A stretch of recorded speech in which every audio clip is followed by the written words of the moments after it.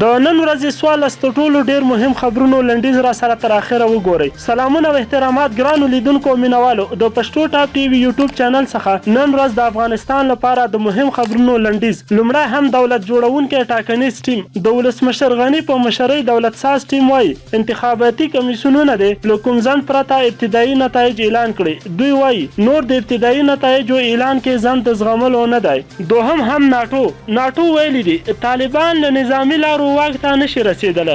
دریم هم ولسمشر غني نن په کابل کې د میلاد النبي په مناسبت جوړ شوی غونډې ته د خبرو پر مهال ویلي ځینې کسان د اسلامي هیواد ورانول د ثواب کار بولي. محسن داوړ د پاکستان د پارلمان غړی او د پښتون ژغورنې غورځنګ مخکښ مشر محسن داوړ ویلي پاکستان په اصل کې د پښتنو د شتون مخالف دی. جورج بوش د امریکا پخوانی ولسمشر جورج ډبلیو بوش په یوې تازه مرکه کې ویلي امریکا اوس مهال په تر ټولو بد وضعیت کې قرار لري. حامد کرزی پخوانی ولسمشر حامد کرزی په لغمان کې د امریکایي ځواکونو له لوري د ملکي خلکو د موټرو سوځولو په کلکو ټکو غندلي دي او ویلي دي له ولس سره د روان زیاتۍ ژر تر ژره ودرول شي. د ټاکنو خپلواک کمیسیون وایي د څارونکو په حضور کې یې رایو د بیا شمېرنې او تفتیش لپاره د تخنیکي موادو بسته‌بندي پیل کړې ده. دا په داسې حال کې ده چې عبدالله رحمت الله نبیل او ګلبدین حکمتیار یې یو ځل بیا نه مني او له دغه پروسې سره یې هم پریکون اعلان کړی دی. کندهار د راپورونو له مخې نن سهار د کندهار په شاولي کوټ ولسوالۍ کې د افغان ځواکونو د یوې قرارګاه مخې ته ځانمرګی برید شوی. په دغه پیښه کې یو پولیس وژل شوی او 3 نور ټپیان دي.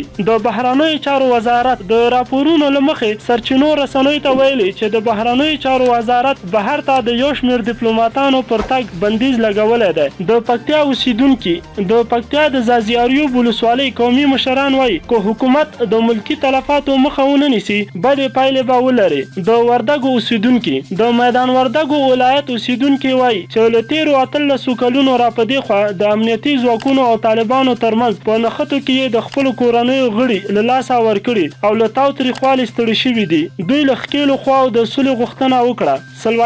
د سلواکیا هیواد یو دولتي پوهنتون پریکړه کړې چې سباندې 100 تنه افغان محصلین چې د اعتبار وړ تحصیلي اسناد نه لري له یاد هیواد څخه وباسي. مولانا فضل الرحمن حکومتي استازي د خپل استعفاوي له ځان سره راوړي. او اخیری خبر هم د کرکټ له میدان څخه. کرکټ د ویسټ انډیز لوبډلې د عزیزي بانک جام یو ورځنۍ سیالۍ د لوبلړۍ په دویمه لوبه کې افغان لوبډلې ته د 40 منډو په توپیر ماتې ورکړه او په دې سره یې د یو ورځنۍ لوبو د لوبلړ دویمه بریا هم خپله کړه. که ویډیو مو خوښه شوي نو حتما در سره لایک او له نورو دوستانو سره مو هم شیر کړئ. د تازه خبرونو لپاره در سره زموږ د یوټیوب چینل پښتو ټاپ ټي وي همدا اوس سبسکرایب او ورسره د ګونګړي نشان ووهئ. خپل نظرونه مو راته د ویډیو لاندې کمنټ کې حتما ولیکئ. تر بل ویډیو مو په لوی رب سپارم.